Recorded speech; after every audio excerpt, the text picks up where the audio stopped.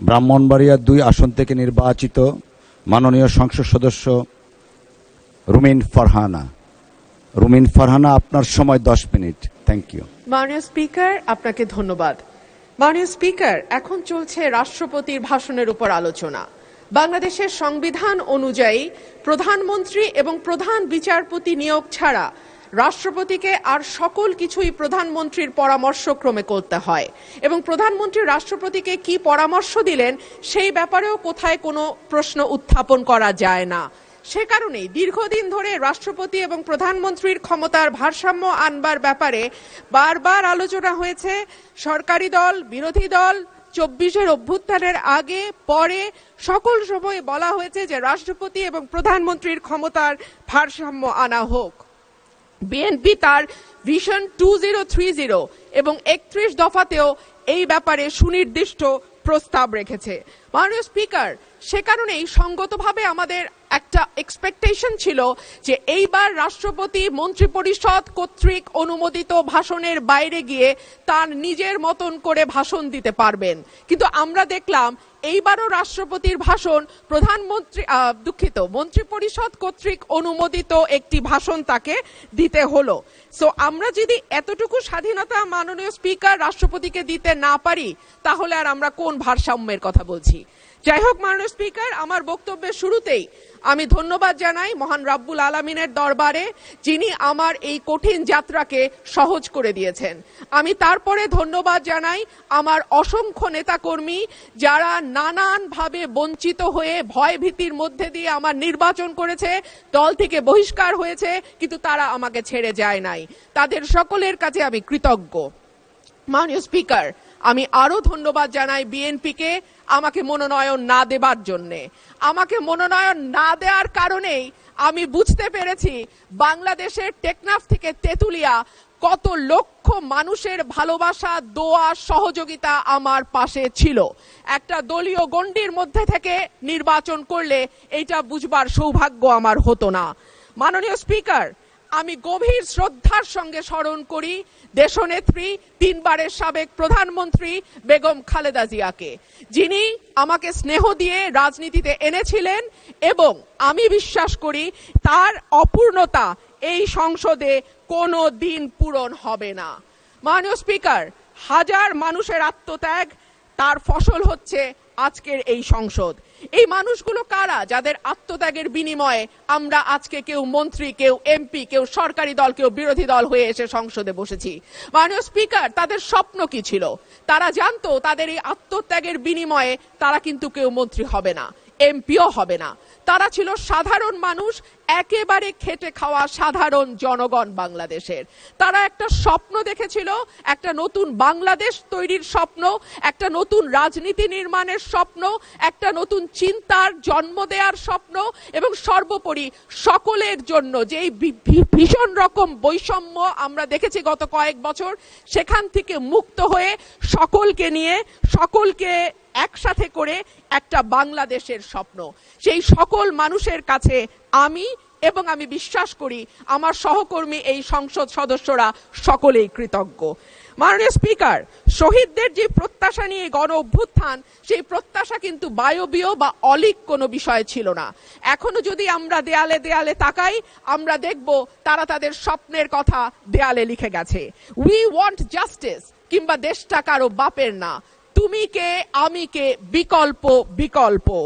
আসছে ফাগুন, আমরা হব দ্বিগুণ, শোনো মহাজন আমরা অনেকজন। Change the rules, be a voice not echo. দিনে নাটক, রাতে আটক, নাটক কম করো প্রিয়, হামাক ব্যাটাক মারলু কেন? এমন হাজার প্রশ্ন, লক্ষ জিজ্ঞাসা। এই লড়াইটা কেবল একটা সরকার পরিবর্তনের লড়াই ছিল না মাননীয় স্পিকার। যেই কথাটি আমি বলেছি, একটা স্বপ্ন, একটা নতুন বাংলাদেশ, সকলকে নিয়ে সকলের বাংলাদেশ গঠন করবার একটা স্বপ্ন নিয়ে এই গণ অভ্যুত্থান হয়েছিল। মাননীয় স্পিকার, আমরা স্বপ্ন দেখেছিলাম ধর্ম, বর্ণ, জাতিগোষ্ঠী বা লৈঙ্গিক পরিচয়ের ভিত্তিতে কাউকে অপর বা আদার করে দেয়া হবে না। মাননীয় স্পিকার, আমি খুব বিনয়ের সাথে বলি, এই আন্দোলনের সম্মুখ সারিতে ছিলেন নারীরা। এক ঝাঁক নতুন প্রজন্মের তরুণ মুখ আমরা পেয়েছিলাম। সেই নারীরা 1 বছর পার না হতে হারিয়ে গেলেন কেন 7 জন নারী সাংসদের এই সংসদে, সেই প্রশ্নটা আমি আপনাদের কাছে রেখে যাচ্ছি। মিছিলের সামনের সারিতে নারীর প্রয়োজন হয়, পুলিশের টিয়ার শেল লাঠিচার্জের সামনে নারী ঢাল হয়ে দাঁড়ায়, অস্থির সময় নারীর সাহায্য ছাড়া পার হওয়া যায় না, আর সবকিছু যখন ঠিক হয় তখন নারী হয়ে যায় ট্রোলের বস্তু। নারীর পোশাক, নারীর চেহারা, নারীর কথা, নারীর হাসি সবকিছুই তখন হাসির খোরাকে পরিণত হয়। মাননীয় স্পিকার, আমি আপনার মাধ্যমে আজকে সংসদে আরেকটি কথা বলে যাই। 52% মানুষকে পেছনে ফেলে নতুন বাংলাদেশ রচনার কোনো চিন্তা যদি কেউ করে থাকে, সেটা কখনো সম্ভব না, কোনো দিন সম্ভব না। মাননীয় স্পিকার, রাষ্ট্রপতি ভাষণের 5 নম্বর প্যারায় বলা হয়েছে, বিবিএস এর চূড়ান্ত হিসাব অনুযায়ী জিডিপি প্রবৃদ্ধির হার 3.49%। প্রবৃদ্ধি হচ্ছে, উৎপাদন বাড়ছে, কিন্তু সেই অনুপাতে কর্মসংস্থান সৃষ্টি হচ্ছে না, বরং উৎপাদন ও সেবা খাতগুলোকে অর্থনীতির মূল চালিকা শক্তি হিসেবে ধরা হয়। সেই 2 খাতেই কর্মসংস্থান চলছে। একে চাকরিবিহীন প্রবৃদ্ধি বলে, যা দীর্ঘমেয়াদে অর্থনীতির স্থিতিশীলতা, অন্তর্ভুক্তিমূলক প্রবৃদ্ধির জন্য একটি বড় ঝুঁকি। দেশে শিক্ষিত বেকারের সংখ্যা বাড়ছে, অন্যদিকে দক্ষতার অভাব এবং ভাষাগত দুর্বলতার কারণে বড় বড় প্রতিষ্ঠানগুলো বাধ্য হচ্ছে অন্য লোক নিয়োগ দিতে, অর্থাৎ কর্মমুখী শিক্ষা দিয়ে চাকরির জন্য প্রস্তুত করতে আমরা ব্যর্থ হচ্ছি। মাধ্যমিকের নিচে শিক্ষাগত যোগ্যতা থাকা ব্যক্তিদের বেকারত্বের হার যেখানে 3.01%, সেখানে উচ্চ ডিগ্রিধারীদের ক্ষেত্রে এটি 8.7%। ভাষণের 6 নম্বর প্যারায় মূল্যস্ফীতির কথা বলা আছে। বিবিএস এর সর্বশেষ হিসাব অনুযায়ী চলতি বছরের ফেব্রুয়ারি মাসে দেশের খাদ্য মূল্যস্ফীতি দাঁড়িয়েছে 9.30%, যা গত 13 মাসের মধ্যে সর্বোচ্চ। উচ্চ খাদ্য মূল্যস্ফীতির কারণে বিশ্ব ব্যাংকের ঝুঁকিপূর্ণ দেশগুলোর লাল তালিকায় অলরেডি বাংলাদেশের নাম গেছে। এর সরাসরি প্রভাব পড়ে নিম্নবিত্ত এবং মধ্যবিত্ত মানুষের ওপর, যাদের মোট আয়ের 2/3 থেকে অর্ধেক পর্যন্ত খাবার কিনতেই চলে যায়। ক্রমাগত মূল্যস্ফীতি দারিদ্র্য বাড়ায়, পুষ্টিহীনতা তৈরি করে এবং আগামী প্রজন্মের মেধা বিকাশে সরাসরি প্রভাব রাখে। মাননীয় স্পিকার, প্যারা 7-এ রাষ্ট্রপতি 19 ফেব্রুয়ারি পর্যন্ত বৈদেশিক মুদ্রার যে রিজার্ভ, সেটা দাঁড়িয়েছে $34.78 বিলিয়ন বলে ঘোষণা করেছেন। এই বৈদেশিক মুদ্রা আয়ের প্রধান খাত হলো পোশাক রপ্তানি। এরপর আছে প্রায় 1 কোটি প্রবাসীর পাঠানো রেমিটেন্স, বৈদেশিক ঋণ, ফরেন ডিরেক্ট ইনভেস্টমেন্ট বা এফডিআই, বৈদেশিক অনুদান ইত্যাদি।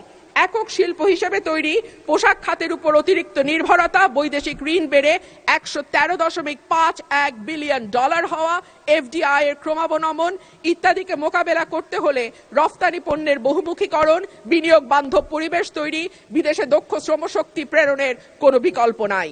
সম্প্রতি সিপিডির সম্মানীয় ফেলো প্রফেসর মোস্তাফিজুর রহমান বলেন, ভবিষ্যতে ঋণ পরিশোধের চাপ আরো বাড়বে, তাই এখন থেকেই আয় বাড়ানোর দিকে নজর দিতে হবে।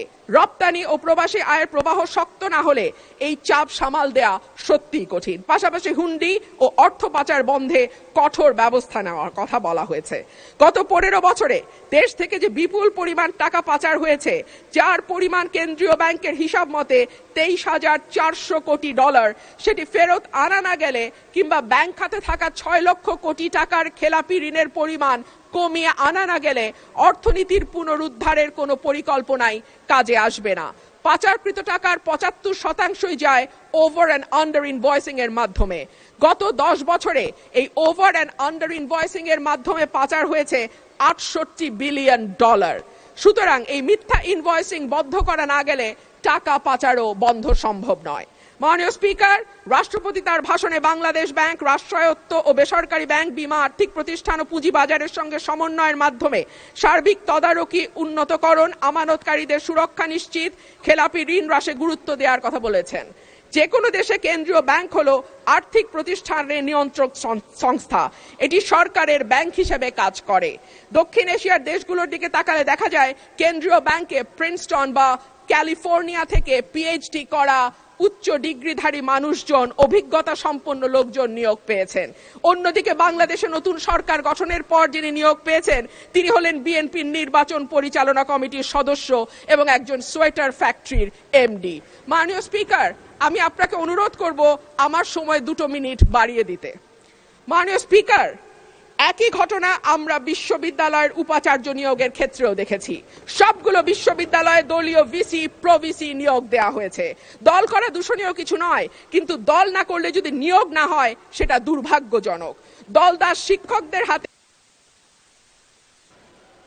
ধন্যবাদ মাননীয় সদস্য।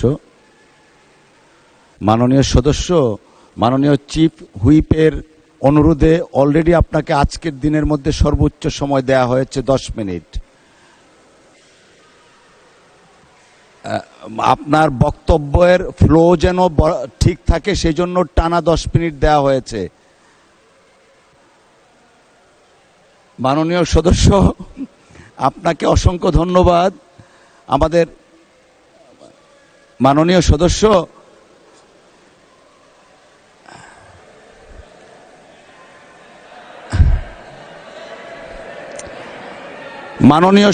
আপনি দয়া করে বসুন। You will have time, next time আপনাকে দেয়া হবে। এখন আমরা let us continue our business. I humbly request you to take your seat. Thank you.